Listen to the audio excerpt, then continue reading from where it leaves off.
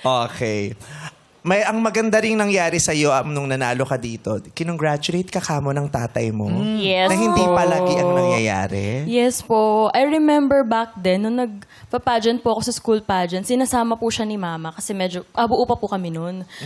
Tapos hindi po talaga siya pumapasok sa loob ng venue. Nandun lang po siya sa labas. Ramdam ko pa din po naman po yung support niya kasi despite the fact na ayaw niya nga sumama, yung presence niya, at least alam kong nandun po siya sa labas. So kinilig po talaga ako nung nabasa ko yung comments ni Papa about my performance last Wednesday.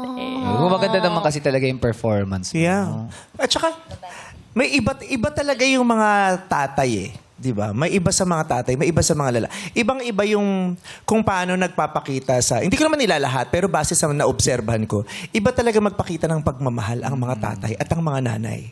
'Di ba? Kaya nga minsan iisipin mo, parang mas laging nating nabibigyan ng parangal at pagpupugay ang mga nanay. Yes. 'Di ba? Kahit kahit sa media, sa TV, sa pelikula, sa mga kanta, 'di ba? Kasi yung nanay masyado silang showy. 'Di ba? Kaya madaling nakikita at evident yung kanilang pagmamahal. Yung mga tatay, hindi masyado.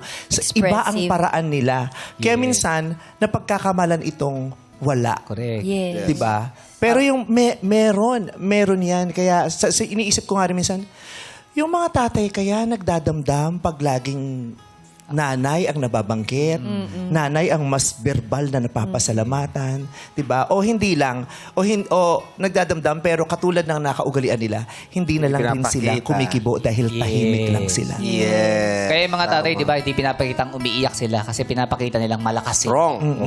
Parang okay lang yan, 'di ba? Hindi niya binibig deal ang lahat, Yes. pero ang totoo, big deal eh, hindi lang masyadong pinapakita.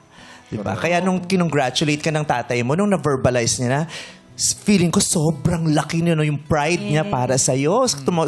Pumuputok na ang puso niya at gusto niyang isigaw sa mundo sana na, anak ko yan! Proud na proud. Did you feel that? Yes po. And meron po kasing twin brother yung papa ko. So parang alam niyo po yun, times 2 yung papa ko and wala po siyang anak. Yes. Tapos? Yun po. I'm so much grateful po kasi yun nga, hindi po showy si papa. Expressive, Yes hindi po, hindi siya, siya expressive. Sobrang nararamdaman ko po yung pagiging proud niya sa akin nung sinabi niya talagang congratulations.